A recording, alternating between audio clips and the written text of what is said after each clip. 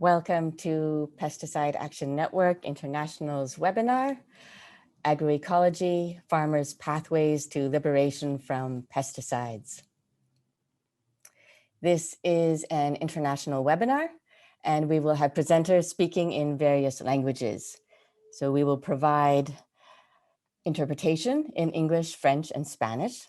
I will provide instructions now on how to access the interpretation, and my colleague Rina from PAN UK will give the same instructions in French and Spanish right after I finish.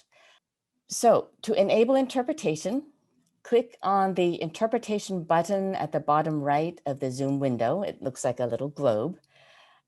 Choose the language you wish to listen to.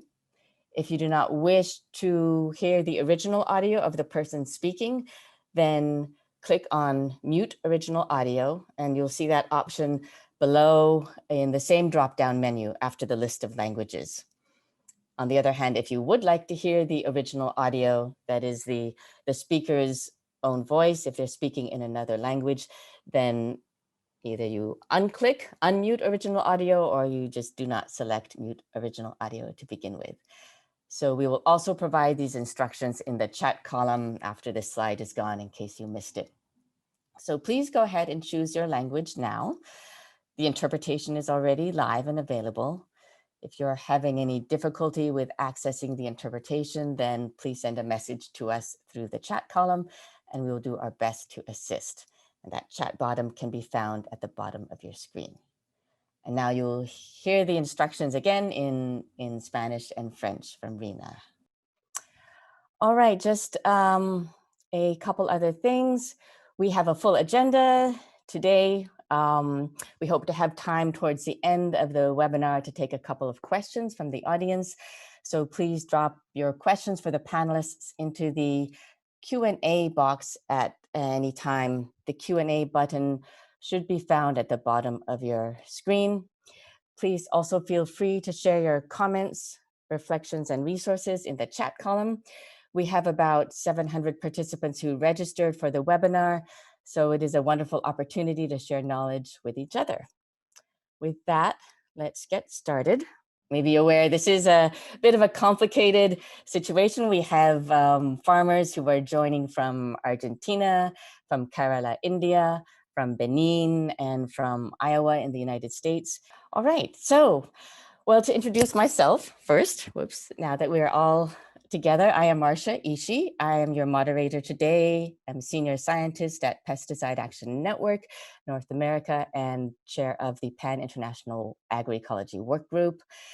To give you a little information about Pesticide Action Network, or PAN, we are a global network dedicated to the elimination of environmental and human health harms from pesticide use.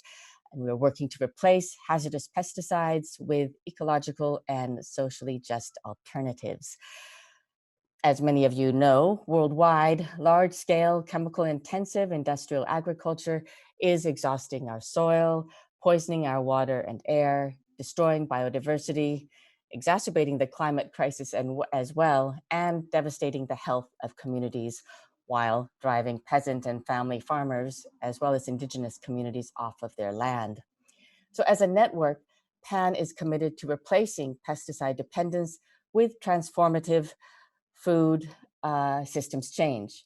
And this includes eliminating the use of highly hazardous pesticides that are extremely toxic to humans and cause chronic diseases such as cancer or hormone disruption and other negative impacts, while also harming ecosystems and the environment. This is a group called highly hazardous pesticides.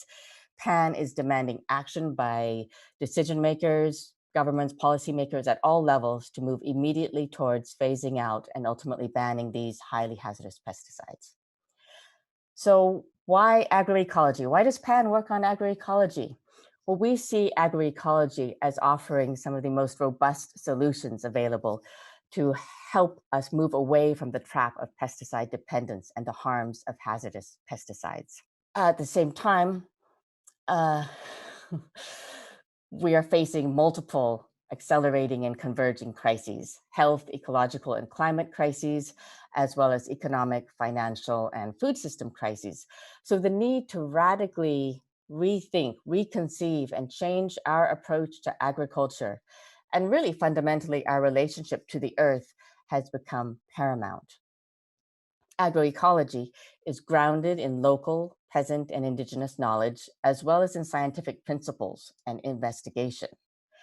Agroecology is practical, adaptive, and resilient.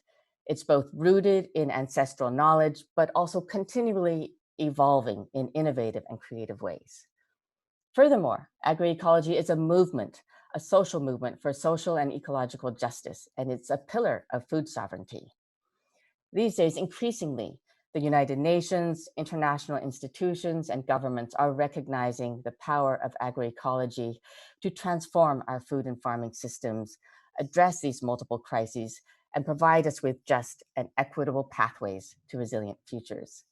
We have so much to learn from farmers around the world, those who are with us today, and many others who are creating both new and reviving old ways of being in community based on principles of agroecology, collectivity, reciprocity, and solidarity. So just a little bit of background on PAN. We were founded in Malaysia in 1982, nearly 40 years ago, by activists from 22 countries who had come together around a common purpose, that of stopping multinational corporations from dumping hazardous pesticides banned in the global north, where most of these were being produced, into countries of the global south. PAN has since grown into a network of over 600 participating civil society organizations, institutions, and with many individuals joining in as well from over 90 countries. We have 5 regional centers that are also autonomous, independent with our own governing structures, but that come together and work collaborative in these spaces to lift up and bring the voices of farmers, farm workers, indigenous communities and rural populations to key national and international fora so that their demands and priorities can be centered as together we build viable, vibrant, and just solutions. Today, we'll hear directly from farmers in PAN's network whose stories demonstrate their success in eliminating dependence on highly hazardous pesticides and in establishing productive, profitable, and resilient agroecological farming systems that not only nourish their families and communities, but also bring them great joy. So we have with us today Ms. Kali Marutan from the Sambarkode hamlet in Attapadi Valley in Kerala, India, as well as we have Senora Marcela Calderon in the province of Buenos Aires, Argentina. We have Madam Oku Rosaline from the district of Jija in the Republic of Benin, and Patty Naylor, who is a family farmer from Iowa in the United States. But meanwhile, we will turn to Senora Marcela in Argentina. And so we'll have a video that we will show from each of the farmers' countries, from their farms, and then we'll have some questions and discussion with them. All right, so hello, dear Marcela, Senora Marcela, thank you for joining us. So I'd like to introduce Senora Marcela Calderon from Buenos Aires, Argentina. After experiencing the damaging effects of pesticide use on her farm, Senora Marcela and her siblings converted their operations to organic farming and ecological pasture management to provide healthy forage for their animals, as well as healthy food products for their community. So first, I will share my screen and I will show the video that you made for us. Soy Marcela Calderón, estoy en representación del huerto interior. Nosotros somos agricultores junto con mis hermanos Patricia y Marcos y también mi mamá. Nosotros venimos del modelo agroindustrial hace 11 años y hoy ya estamos produciendo sin nada de químicos de síntesis, haciendo agroecología con el objetivo de regenerar la vida del suelo. Para esto abordamos lo que sería la ganadería ovina y también generar valor agregado en el lugar, produciendo harina integral agroecológica con un molino artesanal a piedra. Estoy mostrando la siembra asociada de trigo arveja y trébol. Acá les voy mostrando la producción ovina con pastoreo racional. Están saliendo a comer. Acá les muestro parte de la huerta, la cusay, los puerros, achicoria, lechuga, un gallinerito móvil, doble propósito, el monte de frutales de verano y bueno, otro gallinerito móvil, doble propósito para criar los pollitos, los pollos. Vamos corriendo del lugar todos los días. Los gancitos descansando. Acá tenemos las gallinetas o gallinas de Guinea. Acá les presento la plantinera por dentro y les muestro el bancal en altura que hicimos este año para demostrar que en un espacio reducido de 30 centímetros de alto por 1,30 de ancho, la diversidad de alimentos que podemos producir.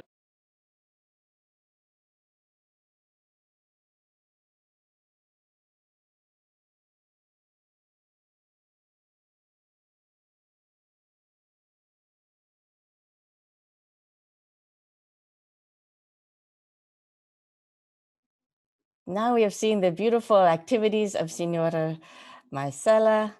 My question for you, can you tell us a bit about what your farming, your production was like before you started on the agroecology path? And what was the impact you were observing of pesticides on the soil, your farm and surroundings? And how has your transition to organic and agroecology changed things for your family?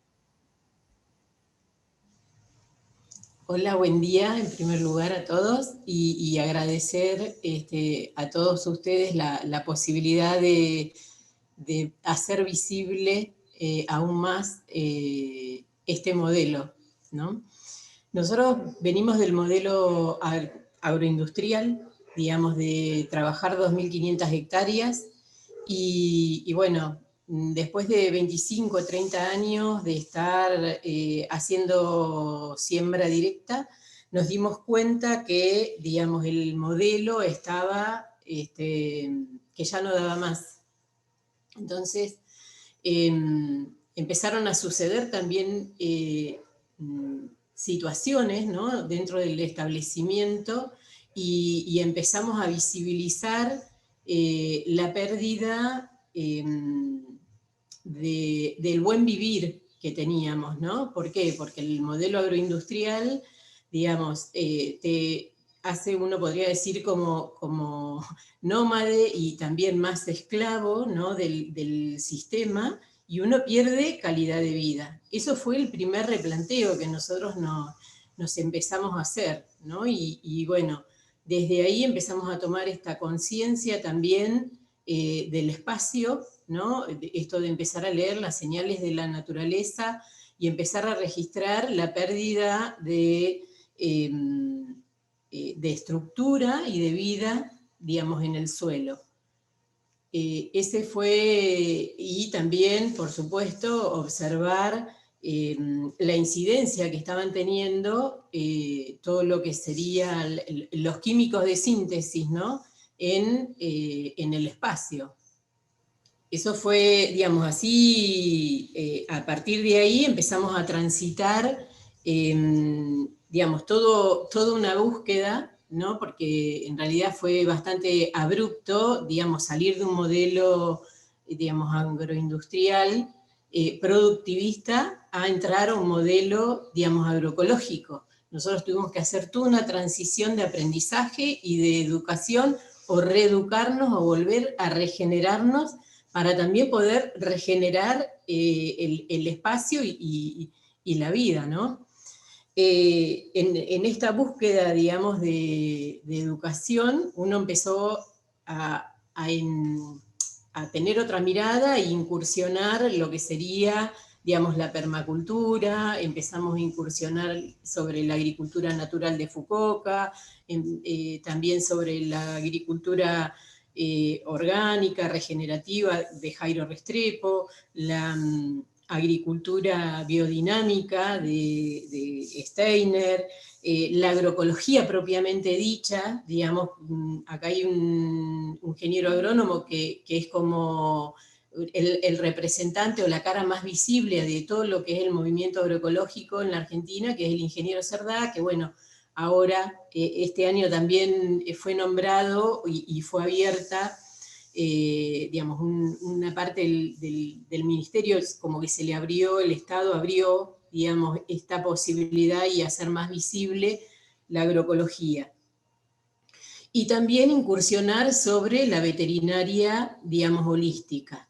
¿Por qué? Porque el objetivo nuestro era regenerar la vida del suelo, vivificarlo. Entonces, para esto sabíamos que teníamos que incorporar animales, porque los animales con el estiércol y bueno, y todo el desecho, iban a estar incorporando la microbiología que nosotros necesitábamos para empezar a vivificar, digamos, ese espacio.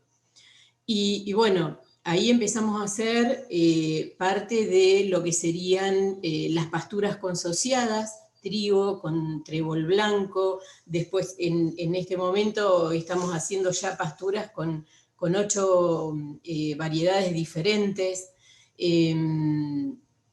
Y con esas pasturas consociadas se cosecha el trigo en diciembre, por ejemplo, y con ese trigo tenemos un molino artesanal a piedra con el que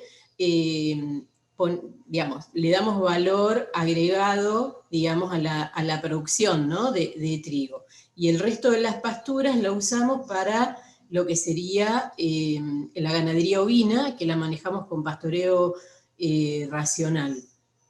Thank you so much, Señora Marcela. It's lovely to hear about your amazing transition. There was a big change you made to organic production, and we will come back to you in the second round to hear more about how you organize your family on the farm and your interaction with the community as you've made this shift. But for now, we will move on to another one of our panelists, and we will be coming back to you in the next round. So thank you so much for that sharing. Let me see now, is Ms. Kali Marutan ready? I'm just checking with my colleague Bartan, who is with the Tanal Trust in Kerala, India. So we will also begin with a video of Ms. Kali Marutan in her home hamlet of Sambarkode in Kerala. Ms. Kali has been practicing the indigenous traditional approach to farming known as Panja Krishi. So now I will, oh, hello, it's wonderful to see you. Thank you. I know you had to travel and it's late at night for you to come to this office to be able to join us. So I will now show the video, the beautiful video you made for us. La pangini masa sedivatti apa voyasi masatukku vedekila voyasi masak vedettu avani masatukku adella artha edukadu talittu appa ade or nalu taambu vittu ootugadu ooti annathe kureke vettekki talittu maadaiye gatti taambu oottonadu appa pela ille ತಣ್ಣಿಲಿ ದಾಂಡಿದೆ ಹೋಗೋಣ ಅದೇ ಕಷ್ಟಗೆಲಗೊಂಡು ನಾವು ವ್ಯವಸಾಯಕ್ಕೆ ಬಿಡುತ್ತೇವೆ 30 ವರ್ಷ ಕೃಷಿಯ ತಳ್ಳಿ 2 వ్యవసాయం చేయము పోయిన వ్యవసాయం ఈ వ్యవసాయం ఇని తోడందు తందు ఈ సర్కారు సహాయం കൊണ്ട് ನಾವು ತೋಡಂದು ಸೇವೇಮಿ ತೋಗ್ಯಾರಿ ಬೇರೆ ಇದೆಲ್ಲ ಎಮ್ಮ ಸೇಪಣೆ ಕೊಡ್ತಬೇಕೇಮು ತಣಂಗಾಣಿ ಇದೇ ನಾವು ತಿಂದುಕೊಂಡಿರುವುದು ಮರಂದಾಡ್ತೆ ಮುಕ್ தெரியாது மருந்துங்க வேசனையே தெரியாது ஒரு நாகரிகல்லே அதனாலேதே நல்ல முறைக்கு இருந்தார் இப்போ பார்த்தா மருந்தடிக்கா சோறை தின்னுಕೊಂಡು எத்தனை ஆள் கை வராதே கால் வராதே முடியாதெல்லாம் போகாது அதுக்குதே நாம் டாகும் சொப்பாದಿಂದೇಮು ஒரு டாகும் சொப்பாதே ಈ ಕಾಡ್ರಿ ಕಡಕ ತಳೆನೆ ತಿಂದದೆ ನಾವು ಪುಳೆ ಬೆಳಾತಿನೇಮು ಎಲ್ಲ ಪುಳೆಗ ಸವಿಕಾಮಾಯಿದೆ ಇರ್ತದೆ ಅವ್ರು ಕ್ಯಾಲ್ಗೈದೆ ಅವ್ರು ಇವನಾಗಾನು ಅದೇನಾಕು ಕಾಟ ತಳೆನೆ ತಿಂದು ಮರಂದಡಿಕತ್ತ ಸಾಮಾನತೆ ತಿಂದು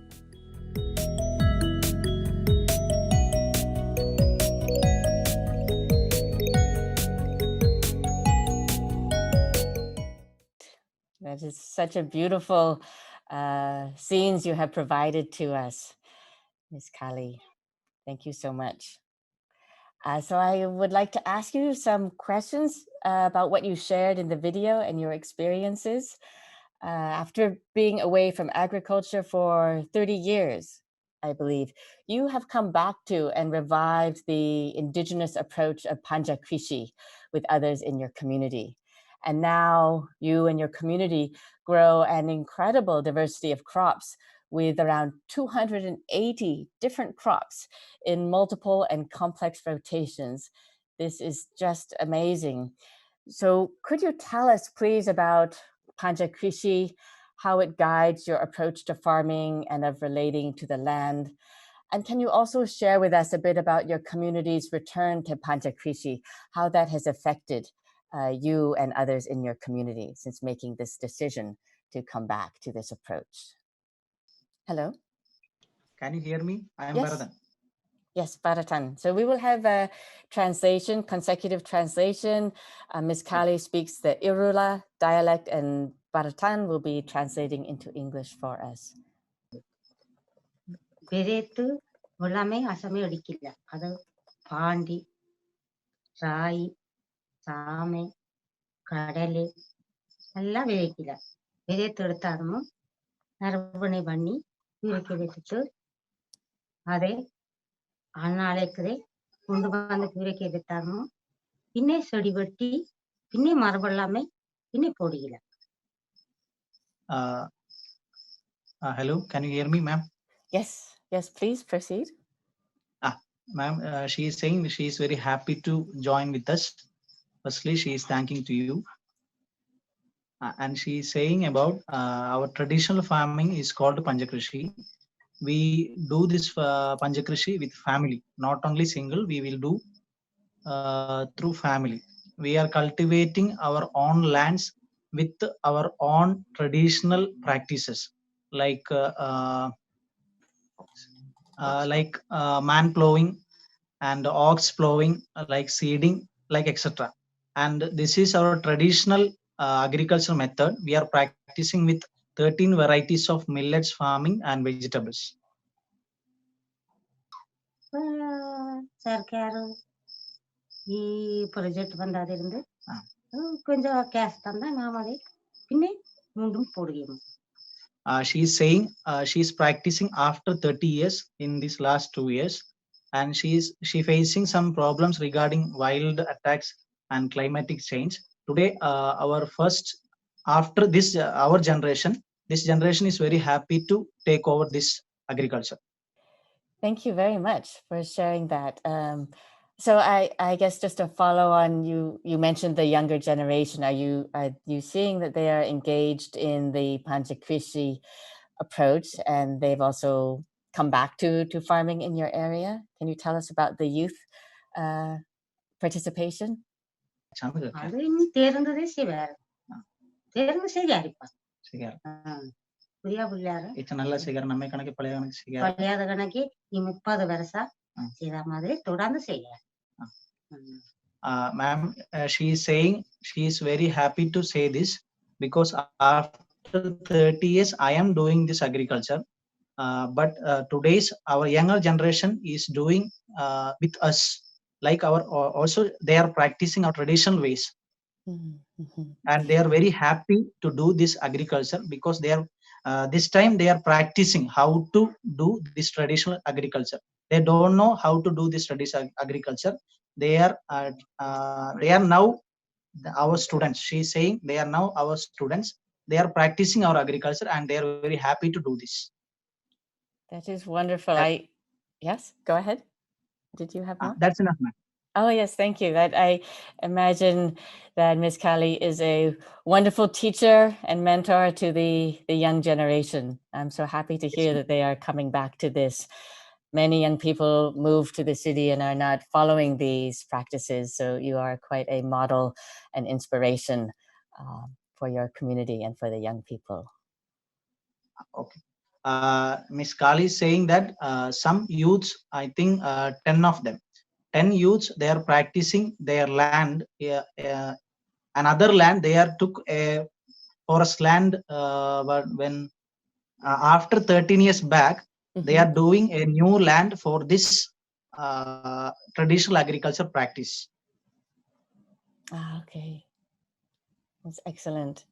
Thank you very much. We've dropped into a chat also a report from Tanal Trust that describes in much more detail the practices of Panjakrishi and the ways in which they incorporate cultural practices and festivals and celebrations, showing that culture and ecology really are interconnected. So thank you. We will come back to you in a moment after we continue with some of our other panelists. Thank you, Ms. Kali. Thank you so much. Thank you. All right. Now, dear friends, we will move to our panelist from Benin, Madame Oku Rosaline. Let's see, are we ready to move to Madame Oku? In the same way just now, Madame Oku speaks her own language, a local language, Fongbe, and our colleague in Benin, Ms. Delphine, will be doing consecutive translation from Fongbe into French, for which we are very appreciative. Delphine is with OBEPAP, the Organization of Organic Producers of Benin.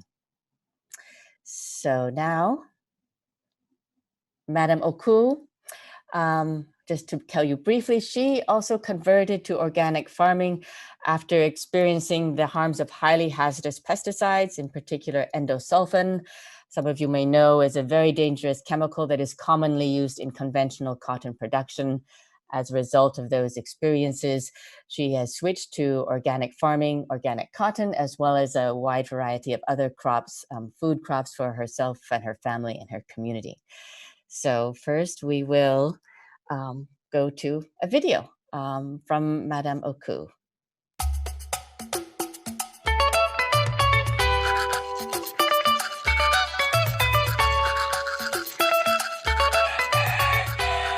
Non yo ku Rosaline, place segbejiton ba mi defi. Caminos jija. Non vi attention do ko jendo. Era ho go jo file do mi. Nde ben den so ku ya. Nde wo ku ya fa ton kwanta bi ko me mo me. Peta mi ton e mi do yo. Mi to ben coopératif. Akwe gba no ji to e we so yen do. Kletio eta we. Eta wo nka do ndo eta ton ji din. Eta ton ji do ndo ndo avokan. Ndo aizin. Ndo gbade. Ndo soja.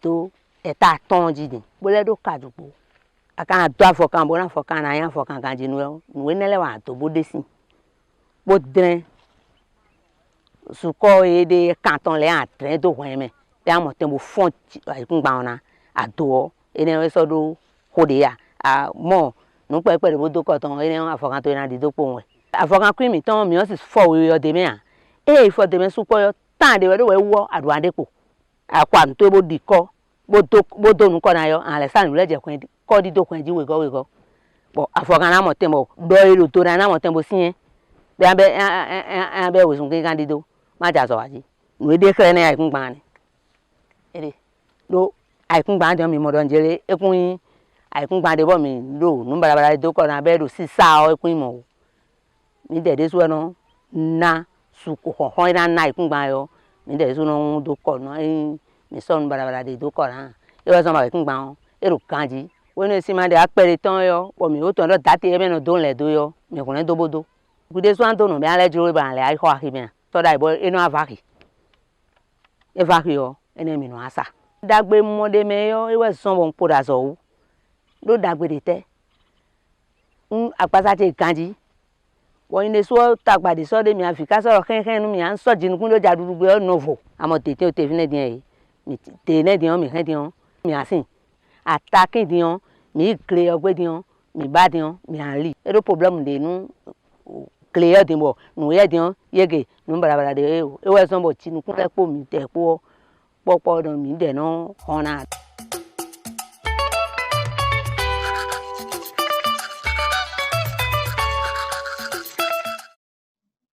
Amazing and beautiful. Such beautiful diversity on your farm, Madame Oku. Yeah, wonderful to see. Alors, Just see. Okay. pero So my question for you, and just thank you again so much. You had to travel quite a distance to join this webinar, over 150 kilometers, I believe, to come to the OPAPOP office. So we are so appreciative of you making that journey. So I would like to ask you, you've had much experience growing cotton and other crops as well, both conventionally and now organically. What made you decide to stop using pesticides? What was that point where you decided it was enough and it was time to change?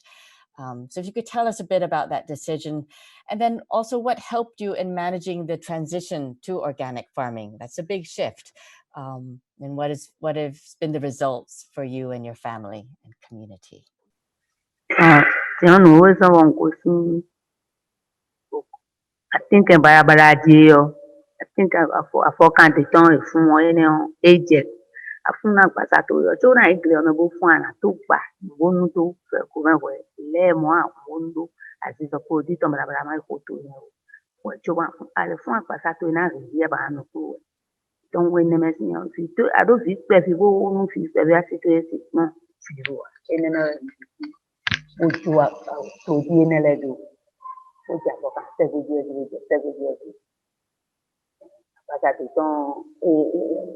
c'est un d'une la d'autres non and yon I turn in me bon to c'est un do any no di c'est un do di so do tagbaria apasate kanji nka ton ni un to afokan no le to ti fun de bo e ti o me on ba se vi ti ma wa ko so na dabo so do problem le ata di to do ni ba ti ni mo si ti to ni ya je so de ton e no bo yon ane na pasate to no kanji soro tapa di bolo ni lo to ni ate tapa asona to tapa ni to ko ti ne to ko ni ta ko bo ti le ko na to do ti ni mo do tapa. Ok, je vous remercie beaucoup et remercie les organisateurs. Et elle dit que elle était dans le coton conventionnel, mais à un moment donné, elle avait beaucoup de problèmes de santé. Il y avait, après le traitement, elle avait des démangeaisons sur la peau. Il y avait aussi les précautions à prendre. Il y avait trop de précautions à prendre avant d'aller utiliser un produit chimique. Elles avaient des précautions endogènes comme aller acheter de lait et non sucré, boire pour atténuer les effets de pesticides. Mais elle a compris que ça n'avait pas d'effet. Il y avait aussi les enfants, la sécurité des enfants, puisque les enfants sont en même temps à la maison quand c'est les vacances et les accompagnent au champ. Donc, quand c'est leur lieu de travail et en même temps le lieu de divertissement des enfants, mais c'était devenu un lieu dangereux pour leurs enfants. Et même pour stocker les produits à la maison, c'était dangereux. Un enfant pouvait s'amuser et se faire mal. Donc, au vu de tout ça, elle a changé quand elle a eu l'information des pratiques agroécologiques, elle a changé. Et comme bénéfice, elle peut, toutes les spéculations qu'il y a dans son champ, elle peut chercher directement à les préparer, manger. Alors qu'avant, avec les produits chimiques, ce n'était pas possible pour elle. Et ses enfants sont en sécurité. Elle est sûre maintenant qu'ils ne vont pas faire de manipulation dangereuse de produits chimiques qui pourraient affecter leur santé. Donc, au vu de tout ça, parce qu'au moment où elle devenait bio, tous ses enfants étaient petits. Merci. Thank you so much for sharing that, and congratulations. That is a big transformation you made in your life and on your farm to support your children's health, your health, and the well-being of your community. It's very impressive to see how you were able to make this change. Was there, what was especially helpful to you in making that transition to organic farming? Were you able to learn from other farmers, or were there other resources provided to you? How was that transition? And yeah. Klika chiro kufune boye oiro meka so waloli dimbo je udi ene ni me kun sana mo ason bara do ko di san lo ko bon no ti mo ne o yen ru yen fronte bo yen jo aso donc ti ni ko klika po ta so ne wa ti de ba so ne wa to yo ene. Ok, elle vous remercie pour la question. Elle dit que, en fait, elle a entendu parler de bio à travers un technicien de terrain qui était là, qui était un agent de l'OBEPAB et qui lui a démontré à travers des rencontres que c'était possible de se convertir à l'agroécologie, à produire autrement le coton. Dès qu'elle a entendu ça, elle a, dès qu'elle a entendu, aussitôt, elle s'était intéressée parce qu'elle avait déjà trop de difficultés dans l'utilisation des produits chimiques. Aussitôt, elle a saisi cette opportunité, que c'était une opportunité pour elle, qu'elle avait saisie en même temps pour entrer dans l'agriculture biologique, pour adopter des pratiques agroécologiques. Yes, thank you. I was just pausing if there was more, but thank you so much. Yes, I am just very delighted and inspired to hear about your own journey in this. And thank you again so much for doing the beautiful practices that you are doing, which is a benefit for all of us on the earth, as well as the community in Jija in Benin. All right, thank you so much, Madame Oku. We'll come back to you in the second round. So for now, I will move us to our conversation with Patty Naylor. Patty farms in Iowa in the Midwest of the United States. Patty has also transitioned to organic farming over the years and is active in national and global movements for agroecology and for food and farm justice. So we're very happy to have Patty with us today. And we're also very honored that Patty serves as a member of the board of Pesticide Action Network North America. So thank you for joining us, Patty. I will put up the video that you provided to us of your activities on your farm.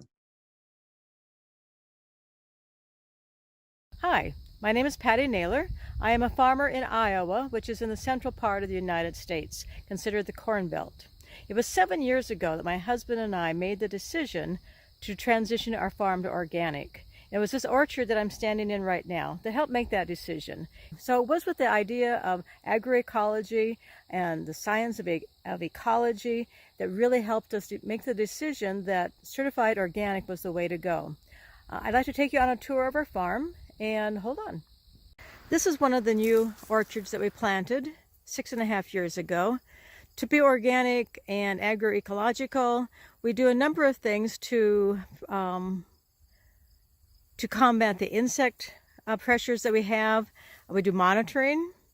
We do targeted spraying with natural products such as neem oil and kaolin clay to attract pollinators. We have medicinal and culinary herbs planted amongst the trees. And we have you can see in the distance, there is a prairie section that has lots of flowers in there during most of the year. Here we are in the orchard that we planted just this past spring.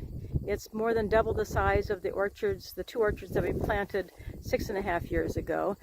I also planted strawberries and also some garden vegetables between the trees in the space that we have. You can see there in the distance, so that line of trees is our farmstead. The apple orchard that I was standing in earlier is on the other side of that. And across the way, right there, is the cornfield that my husband harvested just the last couple of days. It's an organic cornfield. So we've added oats and hay to the soybean and corn rotations. We also use cover crops that both provide weed control and provide nitrogen. We're surrounded by friends and neighbors who grow almost exclusively genetically engineered corn and soybeans. And it's the policies that we have, including free trade agreements, that really lock them into that mode of production. And that's why agroecology is so important. It has that political policy aspect to it that we really need to include.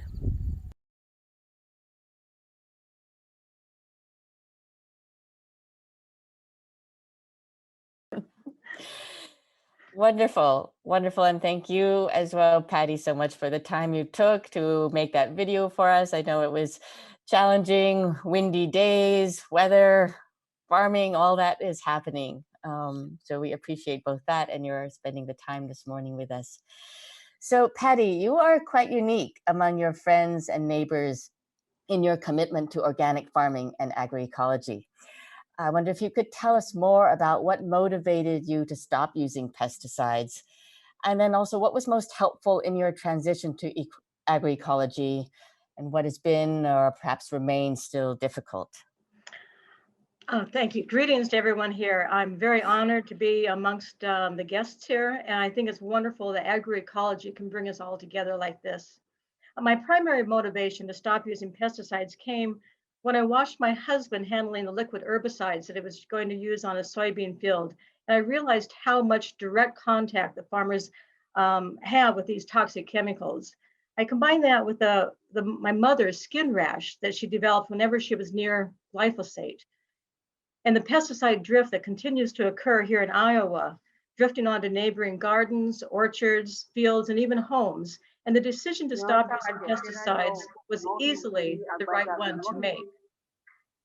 As my husband and I were also making plans to pass this farm on to the next generation, we knew that the chemical-laden corn and soybeans would not inspire young people to return to this farm. Of course, we also knew that pesticides harm the environment and human health on a global scale. The introduction of genetically engineered seeds has resulted in an onslaught of toxic pesticides and has spread monoculture crops and plantations across the globe, while replacing and disrupting the local crops, cultures, and natural ecosystems. Although we had never planted genetically engineered crops, we no longer wanted to be accomplices to this system. We learned that implementing the principles of agroecology are the only way to farm responsibly. And we all need to take agroecology seriously. Thus, we were eager to demonstrate on our farm the change that needs to become the reality for all farmers. And we began the process to organic certification. Already, we have found that our farm is a much more beautiful place to live for us, and we hope for the future generations as well. We have found that to step outside the industrial model of agriculture and to farm in an ecologically sound way is a long-term process that is sometimes difficult. It is much more than changing a few practices, which are the small, ineffective steps that agribusiness instructs conventional farmers, including our friends and neighbors, to do when it becomes evident that their industrial farming methods are polluting the water and eroding the land. Our farm is not completely agroecological yet. We are still learning how to control weeds and insects without pesticides.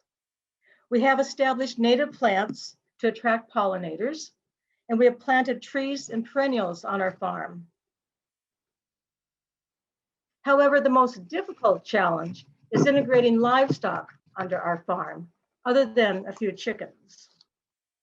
Returning farm animals to farms instead of the confinement facilities that have become the norm is vital to changing this industrial system. It is a challenge for us because we don't have the skills nor the physical structures needed, but also the global free trade market keeps livestock feed, including the corn and soybeans, at low prices for the corporate owners of the livestock, so that raising animals in unsustainable and unecological ways is most profitable. In this model, the true costs of food are not accounted for, and farmer like me, who wants to raise livestock responsibly, finds it difficult to be financially viable. Thank you, Patty. Thank you so much for sharing your experiences and powerful story of change that you have been undertaking quite courageously and creatively and with passion and much power on your farm. So thank you. You and George are also an inspiration to all of us. bringing us models of how we can be doing agriculture differently in the United States as well. So now, dear friends, I think we do have time for a second round of questions. Feel free, our attendees, to drop in any questions you have. At the moment, we have one specific one about, let's see, some supports from the government to Madam Oku. So I'll integrate that into this second round of questions. So let's see, if we go back to Marcela. Senora Marcela, coming back to your description of your El Huerto Interior and your family farm, can you tell us a bit about how your family is organized, how you organize your roles for the management of the farm, you and all your siblings, and how also you relate to other producers in the territory, in your area? Ahí estamos. Un poquito, todos realizamos todas las actividades, pero bueno, tenemos ahí como roles más específicos, donde mi hermano está más encargado de la parte productiva o técnica específicamente.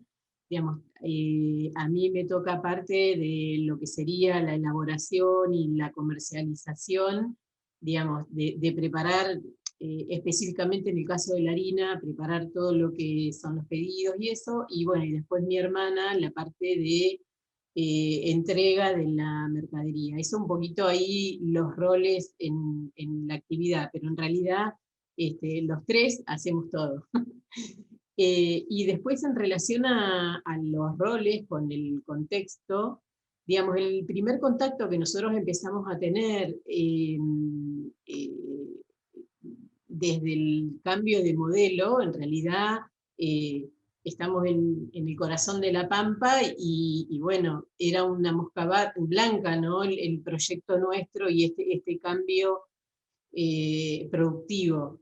Y con los primeros que nos empezamos a contactar, en realidad es con una escuela de alternancia, un CPT, donde empezamos a interactuar con los alumnos, con los docentes. En la escuela, digamos, la mayoría del alumnado son productores pequeños, son campesinos. Entonces la relación ahí empezó a ser, digamos, más fluida y empezamos a generar redes con ellos. A raíz de eso se genera lo que sería la mesa ovina de General Viamonte, donde participan otros productores pequeños también de la producción ovina, parte del alumnado, parte de un telar mapuche que hay en la comunidad, ¿no? En esto de generar la red en lo que sería la comercialización de la ganadería ovina, ¿no? Eso por un lado. Y después empezamos a conectarnos con el contexto más externo en relación a las ferias. En realidad con los productores no nos fue muy fácil, porque bueno, no es fácil que nos cambien el modelo, porque uno tiene que transitar todo un proceso de aprendizaje, ¿no? Uno con el modelo agroindustrial viene con el concepto productivista, de productor, ¿no? Y el modelo agroecológico nos lleva y a un concepto que yo tengo más internalizado o que quiero fortalecer y dar a conocer más, a este concepto de la agricultura, ¿no? Del agricultor, y salir del productor, porque el modelo agroindustrial te lleva al productor a esta mirada más extractivista. En cambio el modelo agroecológico nos conecta con la agricultura propiamente dicha. Si uno va a la etimología de la palabra, agricultura, digamos, estamos hablando de la cultura del agro, de la cultura del campo, y cuando yo hablo de cultura, estoy hablando del campesino, estoy hablando del arraigo, estoy hablando de las raíces, estoy hablando del cultivo, del cultivarse. Entonces yo me relaciono, digamos, desde otro lugar cuando incorporo este concepto, el concepto de agricultura y no de productor, o de agricultora y no de productor. Genera uno más un empoderamiento al campesinado y otra relación, porque yo es como que lo estoy empoderando en un abanico de posibilidades al otro. Y bueno,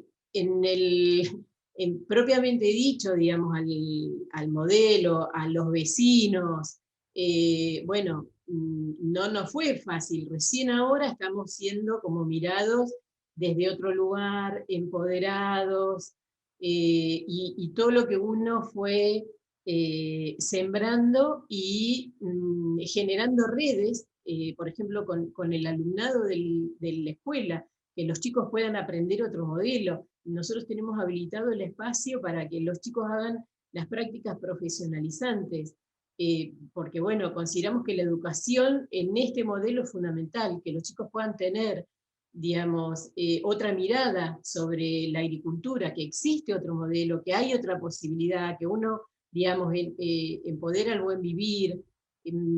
Bueno, eso es lo que nos lleva también adelante y nos impulsa cada vez más a año a año ir incrementando la cantidad de hectáreas, porque bueno, nosotros hectáreas que empezamos con la huerta, después empezamos a incorporar poquitas hectáreas, la hectárea que recuperamos no tiene nada de químicos de síntesis.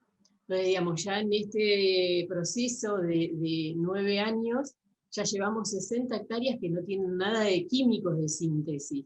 Bueno, y todo ese modelo, bueno, es como que uno lo va llevando a cabo e incorporando día a día, digamos, otros saberes. Gracias.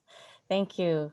Gracias. And thank you so much, Señor Marcela. You have really made a beautiful picture. You have shown us how the agroecology is culture and society, and it has so many levels, from physical to spiritual to how we relate to each other and the land, to the youth, to the education, at all these levels. It is truly a transformative process you have described.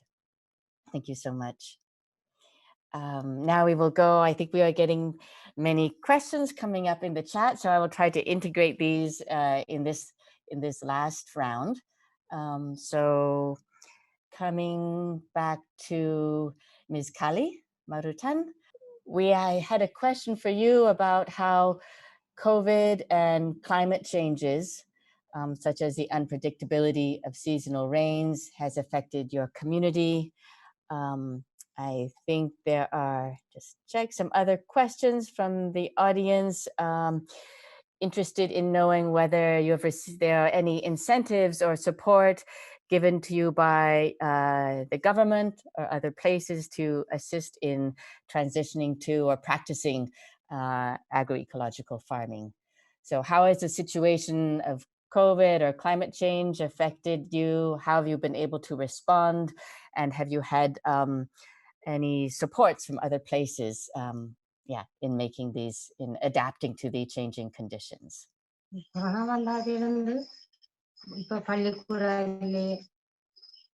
சும்மா நல்லா பிள்ளை가 கிரைகிரையே விளையாடி கொண்டிருக்கீங்க corona காரணத்தானே அது அப்ப இப்ப அது ஒரு கேரளகட்டம் மாதிரி ஒரு சவிர இல்லாத மாதிரி இல்லைன்னா எல்லா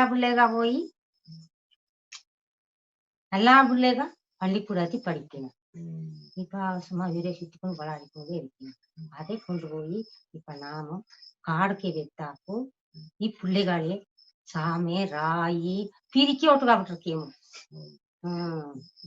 அது கொரோனா கொண்டு பாண்டி சாமை ராய் எள்ளு இத்தனை எல்லாம் உபயோகித்து நான்ப்பா அப்ப பிள்ளைகளெல்லாம் காடுக்கே கொண்டு போய் இப்போ வேலை செய்ய பிள்ளைகா பள்ளிக்கூடம் இல்லாத கொண்டு பிரிக்க ஒட்டி கொண்டிருக்கிறா. She is saying that COVID doesn't affect us more because this is we are practicing our traditional agriculture also this COVID time. COVID doesn't affected that much us. This time we are doing this COVID time. Our children doesn't have any school facilities or class facilities, something like that. We are teaching them how to practice our traditional agriculture through our traditional ways, and we are practicing how to protect our crops from the birds and animals like that. In this COVID time is very lucky for us to teach our next generation what is our traditional agriculture and what are the practices. And also this is our first crop harvesting time. They are practicing and participate with us how to take harvest. Children are taking responsibility for the traditional agriculture. They are practicing and also they are participate with us like us. സർക്കാർ സഹായ செய்கிறார். அவர் செய்காதனாலே 2 வருஷம் கூடி எல்லாமே நாம் தொடர்ந்து செய்யணும். நீ സർക്കാർ செய்கலண்டில்லை. நாம் 30 வருஷம் கொண்டு எல்லா விட்ட தொழிலினை எடுத்து கிளீனா செய்து പറയും. ഈ എറുവിനെ മുന്നുക്ക് കാട് വെട്ടി തെളിക്കാറ്. പങ്കിനി മാസ കാട് വെട്ടി തെളിക്കാം. പങ്കിനി മാസ കാടേ വെട്ടി തെളിത്ത് ചുട്ടു അതെല്ലാം ഏർപ്പടി പണിത്ത് ഏറ് ഓട്ടുകാറ് മാടനെ ഏറെ ഓട്ടി கொஞ்ச நாளைக்கு அதே பூமினே ஊறுக வைக்காது. ஊறுக வைத்தாலும் மே வந்தாலும் விதை நிற்காது. ஏன்னா அது விதைக்காது. ஆதியா ராய் விதைக்காது. ராயை விதைத்துட்டு சாமனை விதைத்துட்டு துகாரி ಈ 3 மின்னுக்கு விதைத்தா இது எத்தனை மேசாத்தி வரவு? 3 மேசாக்கு. ஒய்யாசி மேசாக்கு போட்டா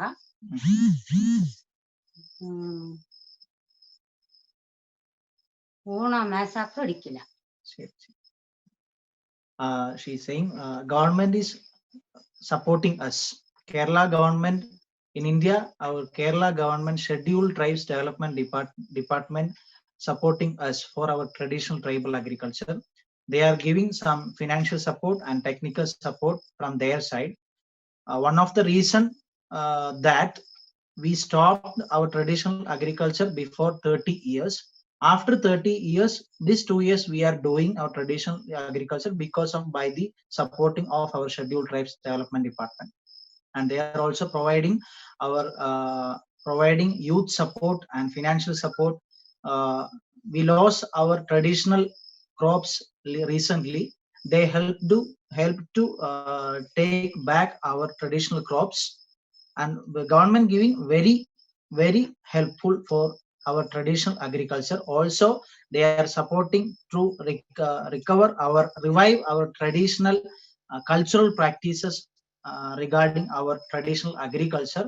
Also we revived our traditional culture named Kutu, and Kutu is called as our spiritual art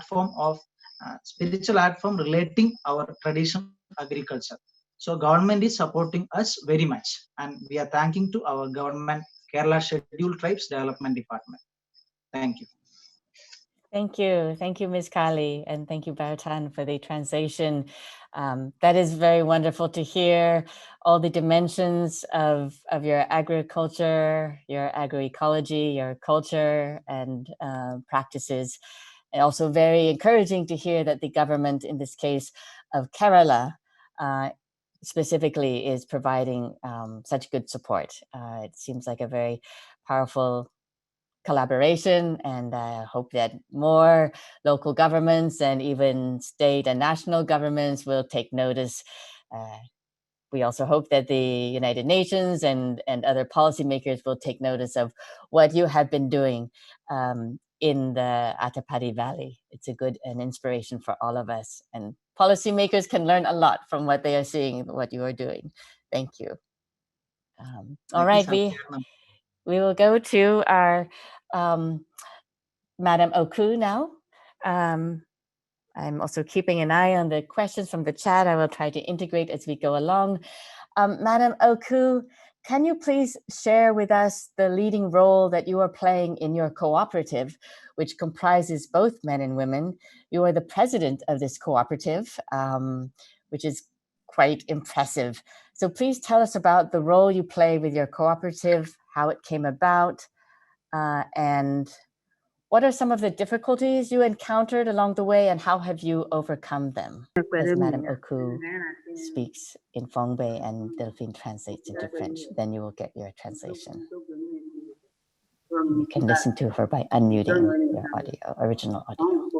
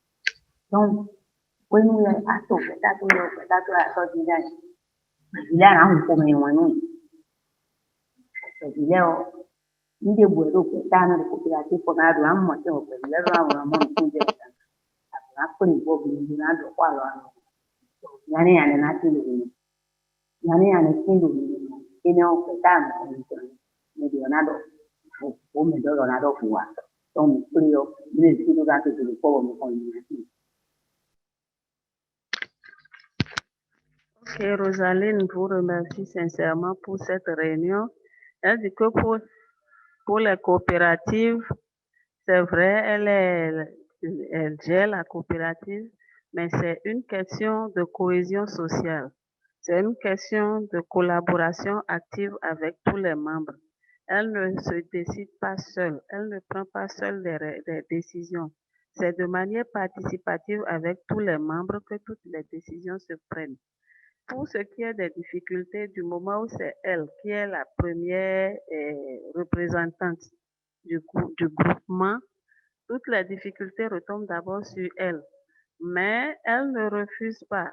Du moment où elle n'exclut personne, elle n'a pas une politique d'exclusion. Même quand il y a quelque chose, c'est la voix de la majorité qui l'emporte et finalement, la coopérative se porte bien. Thank you. Yes. Thank you so much. We did hear you. Great. And does Madam Oku, do you have some plans or expectations for the future with your cooperative and your community? Oh, no, Bo akado lini mede mi do tito mede mi do lini de boro si soda ero nu come ane mi na no boro nu come o mi kodo lini de o boro tabi tito mede de o flafwa mi do lini de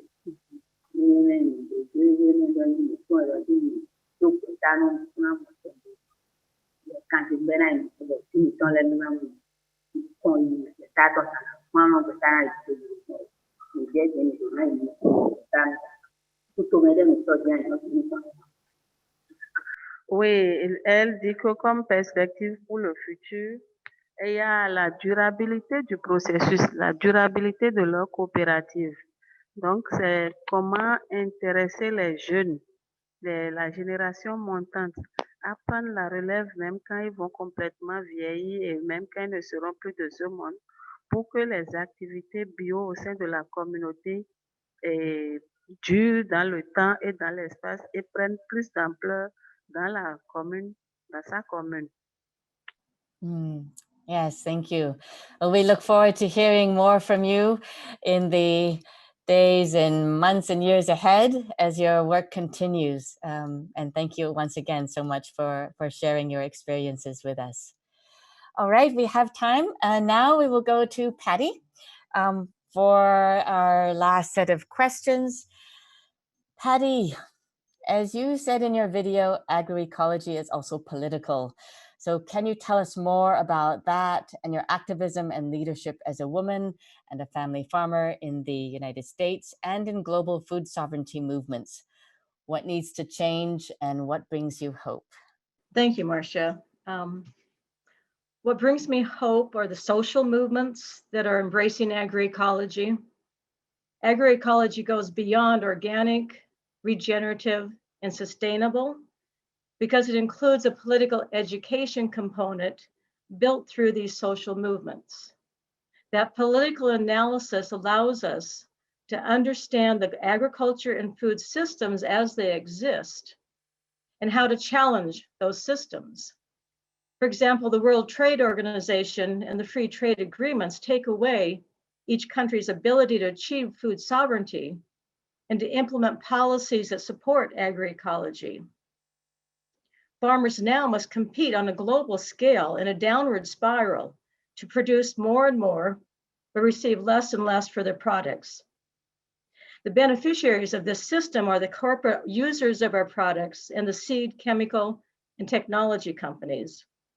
Through the US Food Sovereignty Alliance and the National Farm Coalition, I became involved in the United Nations Committee on World Food Security. In the process of developing guidelines for countries to promote agroecology, some influential countries, including the United States, and the agribusiness interests have demanded that the text read agroecology and other innovations. In this context, the other innovations refers to high tech, including biotechnologies and the data collection technologies. In contrast, the innovations of a farmer who follows the principles of agroecology can come from his or her own creativity and ingenuity, as well as ancestral knowledge and lived experiences, all combined to solve their problems. And these new ideas then are passed on to others through farmer-to-farmer models of learning. In the past few years, my husband and I have joined delegations to Cuba and to Nicaragua to learn from the farmers there.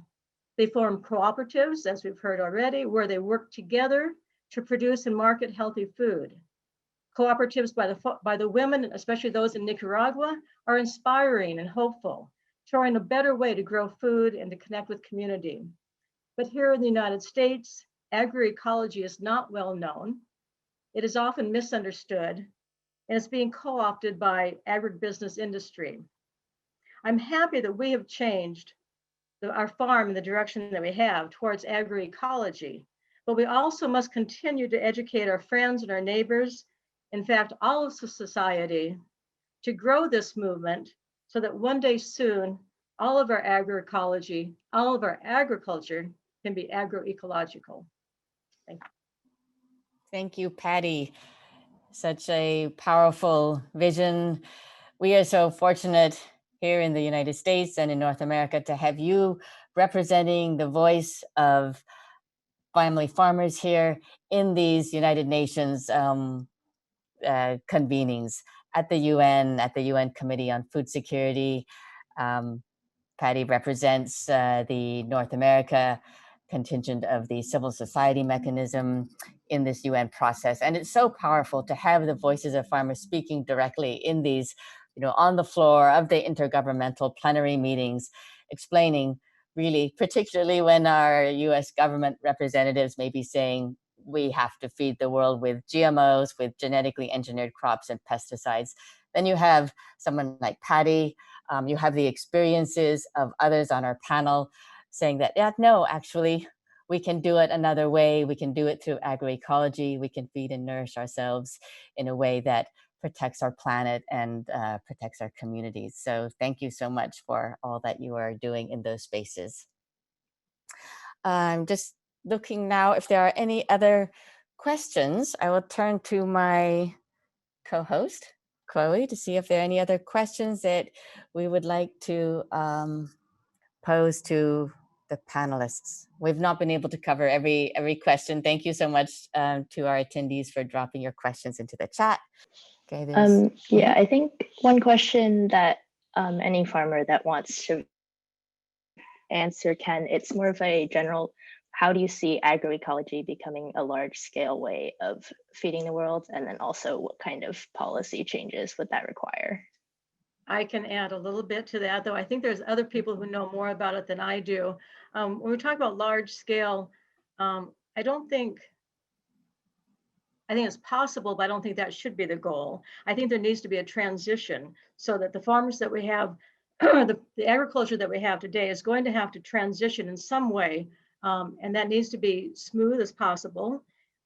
And policies that address the prices that farmers receive and the trade agreements are all going to have to be part of that. Thank you so much, Patty. We are coming up on the hour. So just before I close us out, I'd like to just offer an opportunity if any of our dear panelists have one last something you would like to share with our audience today. Feel free to jump in, unmute yourself and share if there's something else you would like to say. And as well, I'll open up this moment. We have many co-organizers, partners behind the scenes from PAN Latin America, Rapal, Javier is there, Davo in Benin with OPEPAP, Jayan with PAN India, and our colleagues in Tanal. So if anyone else would, from our co-organizers, would like to add a bit, we have a minute. A mí me gustaría, digamos, ya que, bueno, todas las panelistas somos mujeres y me da que, digamos, no es un dato menor, poder enfocar de la importancia y el compromiso y la responsabilidad que tenemos como mujeres, porque si uno se va a la naturaleza, la especie, la hembra, es la que transmite y la que da el alimento, ¿no? Entonces, si lo llevamos a nosotras como mujeres, somos las encargadas de nutrir, y la importancia de esa nutrición y de la responsabilidad desde ese lugar, ¿no? Y todo lo que significa nutrición, porque tenemos que hablar de educación, de la educación en todo el extracto, no necesariamente, ¿no? Desde toda la familia, para tener también, digamos, otra sociedad diferente. La elección de lo que uno, del alimento que uno consume, también depende de nuestra elección. Nosotras también como mujeres tenemos este poder de compra, de elección de qué es lo que vamos a consumir. Me parece muy importante esta parte de la nutrición desde los valores, desde el ser y este compromiso que tenemos como mujeres, como para generar, digamos, o co-crear una realidad diferente, un mundo diferente para todas y todos, por supuesto, ¿no? Thank you, Marcela. That is beautiful. It's the perfect conclusion to our time together. I will just I know we're at time, and so I will just be closing us out, but I noticed that I think Ms. Kali also had something to say. Is that correct? Yes, Madam, may I? Please. Kali Mardin have a message to the viewers. Solum. ഈ 16 യൂറും കൂടി ഈ സർക്കാർ കൊടുത്തത് കൊണ്ട് നല്ല മുറയ്ക്ക് ചെയ്തു പറയുകയാണ്. ഇനി 2 വിസ്ക എടുപ്പാറ് ഈ 12 മാസത്തി 2 വിധ വെള്ളാമേ, 1 വിസ്ക ഉളുന്തു, 1 വിസ്ക കൊള്ളു. പിന്നെ ആദ്യം റായി സാമേ അത് ആദ്യം എടുക്കാറ്. ആദ്യം എടുത്തിട്ട് പിന്നെ പിറകെ ഉളുന്തു, കൊള്ളു, മക്കസോള ഇതെല്ലാം കിടേച്ചിക്ക് കൊടുക്കാറ്. ഈ 12 മാസത്തെയും കൂടി 2 കാക്ക വെള്ളാമ എടുപ്പേം, 1 വിസയല്ല. ಅದಕ್ಕೆ ಮರಂದಿಲ್ಲೇ ಸುಮ್ಮ ಈ ಗೋಮೂತ್ರ ಅಲ್ಲೇ ಆ ಗೋಮೂತ್ರತೆ ರಚಿಕುವೇಮು ಇನ್ನಿ ಮರಂದೆಲ್ಲ ಅಡಿಕಾದಿಲ್ಲ. ಇನ್ನಿ ಎಲ್ಲವರು ನೆಲ್ಲಮಾಯಿ ಕೃಷಿಸೇದು ಹೋಯ್ ನೀವು ಏದು ನಾಳೆ ಪಾಕಿರಿಯೋ ಮಗರಾಜ ಕೃಷಿಸೇದು ಹೋಯ್. Kalimardan saying that we are not only doing in this hamlet, we are doing in Attapadi in 16 hamlets with government support.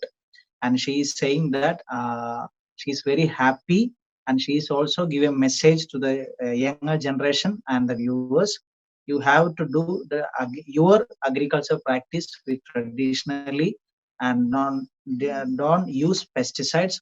You have to eat properly and good food, and you have to make good food. And thank you. Thank you so much. Good words of wisdom and advice for all of us, Ms. Kali. Thank you. Thank you. Okay. Okay. Well, thank you. I just wanted to say thank you all for a very rich conversation. Your experiences as farmers growing food for your families and communities while practicing agroecology is incredible inspiration for all of us.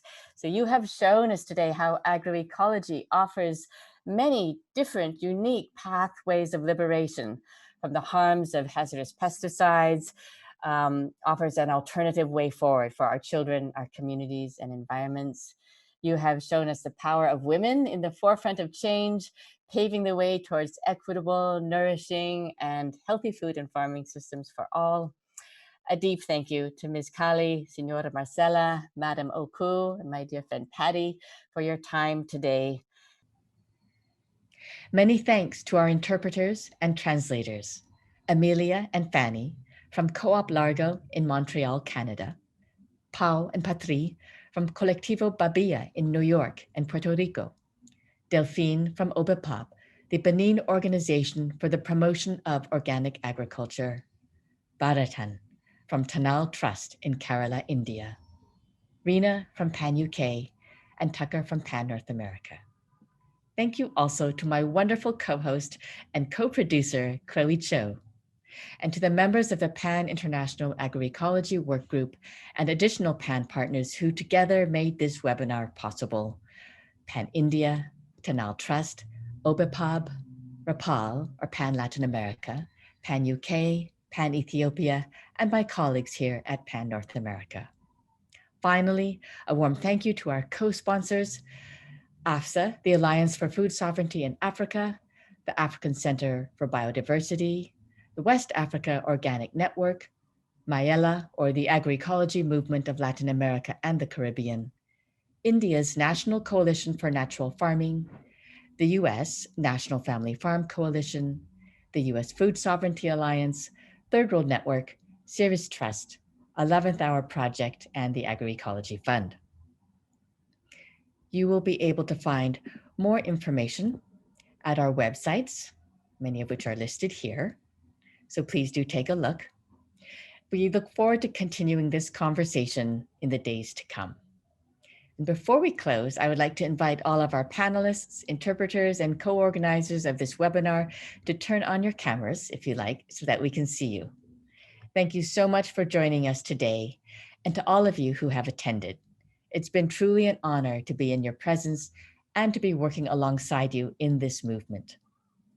Just letting you know also that there will be another webinar by PAN next month in November that will be focusing on the issue of highly hazardous pesticides. So stay tuned for more information about that. Thank you again from my heart. A very good morning, good afternoon, and good evening to all of you.